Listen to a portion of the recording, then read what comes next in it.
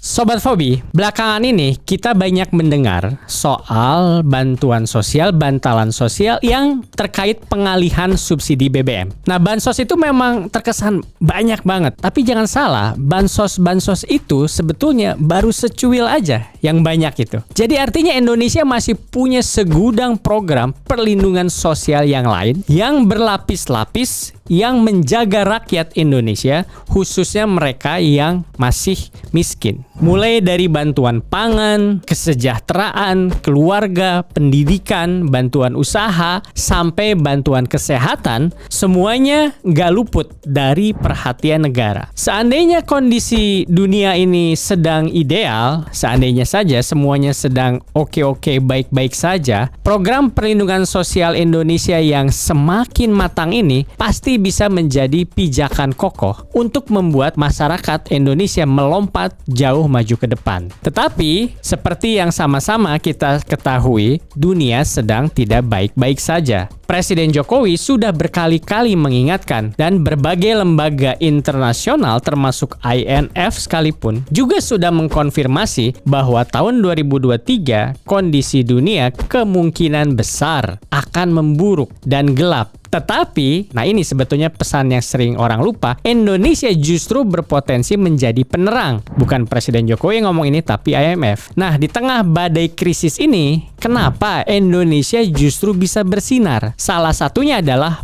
adanya program perlindungan sosial yang paling penting, yaitu perlindungan kesehatan. Maka dari itu, di episode Fobi kali ini, kita akan bahas lebih dalam tentang perlindungan kesehatan, khususnya tentang program BPJS Kesehatan, program jaminan kesehatan universal yang nggak kalah atau malah unggul, lebih keren dibanding program serupa di negara-negara maju.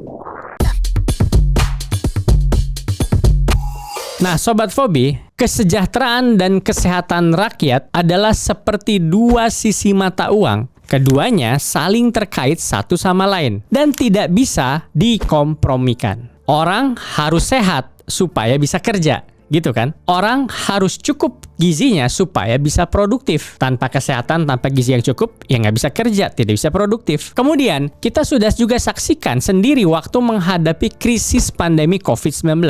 Presiden Jokowi tidak memilih salah satu antara ekonomi dan kesehatan. Pemerintah tidak memilih lockdown secara total yang akan bikin ekonomi kita hancur lebur dan krisis besar, tapi pemerintah mengambil peran sebagai orkestrator yang melakukan gas dan rem terhadap aktivitas ekonomi masyarakat secara lokal. Nah, gas dan rem ini, Sobat Fobi, aktivitas masyarakat ini untuk menjaga ekonomi atau kesejahteraan. Sedangkan untuk sisi kesehatan, solusi jangka panjangnya adalah vaksinasi. Nah, meskipun saat itu sempat kontroversial, tapi ternyata solusi yang tidak mengorbankan salah satu kesejahteraan ataupun kesehatan terbukti sangat efektif. Indonesia bahkan jadi percontohan dunia. Nah, lalu selanjutnya, berbekal pengalaman dari pandemi ini, kita menjadi semakin sadar betapa pentingnya menjaga kesehatan rakyat. Apalagi kalau kita sedang menghadapi kepungan krisis global. Sobat Fobi, logikanya sebetulnya kepungan krisis global sederhana. Gini ceritanya. Kalau mau sejahtera, ya kita harus bekerja. Tapi kalau rakyatnya sakit-sakitan, bagaimana mau bisa bekerja?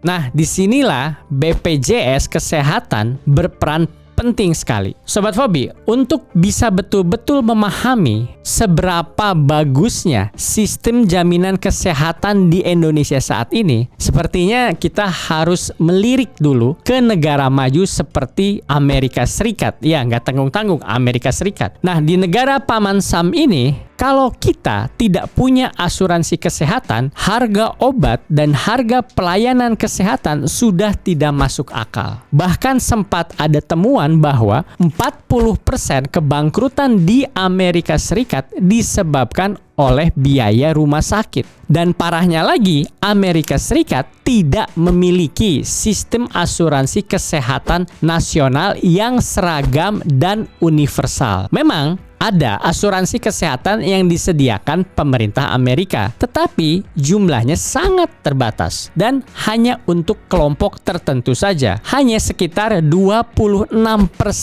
dari penduduk Amerika Serikat yang dilindungi oleh asuransi kesehatan publik. Sementara itu, sekitar 50 juta atau 16% dari penduduk Amerika tidak dilindungi oleh asuransi kesehatan sama sekali. Nah, kondisi ini berbeda jauh sekali dengan asuransi kesehatan nasional milik kita, BPJS. Di bawah pemerintahan Presiden Jokowi, BPJS Kesehatan sudah mampu menjamin hingga 68% penduduk Indonesia. Dan jumlah ini terus bertambah. Tetapi juga yang lebih luar biasa lagi adalah fakta bahwa lebih dari 38% penduduk Indonesia tergolong ke dalam peserta penerima bantuan iuran atau PBI. Yang artinya tagihan iuran BPJS-nya ini ditanggung oleh negara alias gratis untuk masyarakat. Di Indonesia ini tidak lebih dari 1%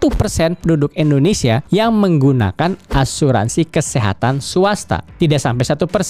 Nah, jadi cakupan BPJS kesehatan yang nyaris 70% itu sudah tinggi banget. Tapi akan terus masih harus ditambah. Apalagi krisis sudah di depan mata. Maka itu, di awal tahun 2022 ini, Presiden Jokowi sudah mengambil langkah-langkah sigap dengan mengeluarkan berbagai peraturan tentang bagaimana mengoptimalkan pelaksanaan jaminan kesehatan nasional yang universal. Dari situ, keikutsertaan BPJS justru jadi syarat wajib untuk menggunakan berbagai layanan publik. Misalnya, kalau kita mau membuat SIM, STNK, atau bahkan melakukan ibadah haji, semuanya mensyaratkan harus punya BPJS dulu. Ini, Sobat Fobi, taktik jitu membuat pemerintah bisa mendorong BPJS untuk menjangkau seluruh lapisan masyarakat. 100% rakyat terlindungi BPJS Kesehatan. Itu targetnya. Kita kan nggak mau ya, seperti negara lain yang rakyatnya banyak tapi juga tidak punya asuransi kesehatan. Amerika Serikat yang terhitung negara mungkin paling maju di dunia sekarang ini harus mengalami konsekuensi yang cukup parah karena tidak bisa melindungi seluruh rakyatnya dalam hal kesehatan. Karena kurangnya cakupan asuransi kesehatan ini. Kerugiannya, Sobat Fobi, besar sekali. Kalau berdasarkan perhitungan dari sebuah lembaga, The Center of American Progress, kurangnya asuransi kesehatan di Amerika Serikat itu menyebabkan kerugian masyarakat hingga lebih dari 100 miliar dolar per tahun. Atau lebih dari, ini ruginya loh, 1.000 triliun rupiah per tahun. Itulah total uang yang harus dibayarkan rakyat yang nggak punya jaminan kesehatan. Belum lagi kita menghitung hilangnya produktivitas dan harapan hidup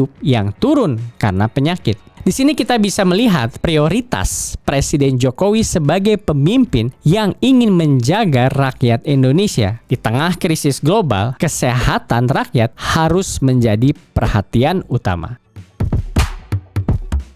Nah, Sobat Fobi, meskipun BPJS Kesehatan ini adalah salah satu asuransi dengan cakupan terbesar di dunia, masih ada sisi-sisi yang perlu disempurnakan lagi. Salah satunya adalah soal standar pelayanan. Kelas menengah yang memakai BPJS banyak mengeluhkan soal pelayanan kesehatannya yang dianggap kurang oke, ya, kurang seperti pelayanan fasilitas kesehatan swasta. Terasa seperti ada diskriminasi antara yang pakai BPJS dan yang tidak menggunakan BPJS. Nah, tentunya masalah ini tidak sederhana dan perlu lebih dari satu solusi. Tapi untungnya pemerintah sudah mengambil langkah-langkah untuk menyelesaikan masalah ini. Buktinya, beberapa waktu yang lalu pemerintah sudah berencana akan menghapuskan sistem kelas BPJS, yaitu kelas 1, kelas 2, dan kelas 3. Nah, sebagai gantinya, format kelas rawat inap standar yang sudah diuji cobakan sejak bulan Juli lalu akan diberlakukan secara resmi. Nah, karena tidak ada lagi perbedaan kelas yang signifikan, harapannya layanan kesehatannya pun akan lebih merata standarnya bagus. Itu soal standar pelayanan. Lalu iurannya bagaimana? Nah, untuk ini masyarakat bisa tenang karena skema dari besaran iuran peserta masih tetap sama dengan seperti sebelumnya. Iuran masyarakat tetap disesuaikan dengan kemampuan. Jadi, bagi masyarakat miskin dan tidak mampu yang sudah terdaftar sebagai peserta penerima bantuan iuran atau PBI itu, iurannya tetap ditanggung oleh pemerintah. Sedangkan bagi mereka yang bekerja di sektor informal, misalnya mulai dari driver ojek online sampai asisten rumah tangga, atau bahkan mereka yang tidak berpenghasilan tetap, semuanya bisa mendapat manfaat BPJS ini dengan golongan pekerja bukan penerima upah, PBPU, dan juga ada golongan bukan pekerja. Nah, buat kedua golongan tersebut, besaran iuran biasa dipilih sesuai kemampuannya, yaitu antara Rp35.000 sampai dengan Rp150.000 per bulan. Nah, kebijakan yang cemerlang ini menghapuskan kelas BPJS ini akan sangat berdampak positif. Kesenjangan iuran dan layanan jadi tertangani. Semuanya mengikuti standar yang sama. Dan yang terpenting, Sobat Fobi, rakyat Indonesia bisa punya jaminan kesehatan yang terjangkau dan memadai. Sobat Fobi, urusan kesehatan ini pastinya bukan cuman soal asuransi seperti BPJS Kesehatan. Memang betul, perlindungan kesehatan ini penting banget agar layanan kesehatan ini menjadi terjangkau untuk seluruh masyarakat, dan layanan kesehatan yang terjangkau ini justru bisa memunculkan juga masalah-masalah baru yang tadinya tidak ada atau tidak terpikirkan. Loh, kok begitu? Dan kalau masalah-masalah baru ini bisa dipecahkan, ini bisa jadi titik awal dari sebuah revolusi kesehatan. Misalnya begini, Sobat Fobi. Tadinya kan layanan kesehatan itu mahal, tidak terjangkau, sehingga banyak masyarakat yang tidak mau ke rumah sakit atau berobat ke dokter. Nah, tapi setelah layanan kesehatan ini jadi terjangkau karena adanya BPJS Kesehatan ini, hasilnya masyarakat jadi lebih berani memanfaatkan fasilitas kesehatan, datang ke rumah sakit, klinik, ke dokter, dan sebagainya. Nah, sekilas ini memang yang kita harapkan, tetapi ada masalah juga selanjutnya, yaitu apakah fasilitas kesehatan dan tenaga kesehatan yang ada mampu menangani lonjakan jumlah pasien yang meningkat karena akses yang semakin terbuka. Nah, untuk memecahkan masalah ini saja, solusinya itu bisa bercabang-cabang. Kita harus memperhatikan kebutuhan dan kesejahteraan tenaga kesehatan pastinya. Perguruan tinggi kita harus mencetak lebih banyak dokter lagi. Atau kalau memang sulit mengajar, kita bisa mempertimbangkan untuk membuka pintu, memudahkan dokter-dokter dari luar negeri untuk praktek di Indonesia. Semuanya demi rakyat. Selain itu, kita harus mempercanggih juga peralatan kesehatan kita. Dan untuk bisa menjalankan semua itu, kita harus punya payung undang-undang yang lebih fleksibel dan adaptif supaya bisa cepat menyesuaikan dengan kebutuhan yang ada. Lagi-lagi ingat pandemik, siapa yang menyangka? Singkat kata, kalau kita mau sukses melewati krisis-krisis ini sambil tetap menjaga rakyat Indonesia tetap sehat, bidang kesehatan ini tidak bisa gitu-gitu aja. Nggak bisa business as usual. Ibaratnya, kesuksesan BPJS Kesehatan di bawah Presiden Jokowi ini membuka pintu, membuka akses, tapi juga perlu terobosan-terobosan lainnya supaya Indonesia bisa berjalan melewati pintu-pintu yang baru terbuka itu. Semoga kita bisa punya pemimpin yang meneruskan perjuangan Presiden Jokowi demi kesehatan rakyat Indonesia. Karena tidak akan ada Indonesia maju kalau rakyatnya tidak sehat. Sekian episode Fobi kali ini. Terus optimis sambil tetap rasional. Terima kasih.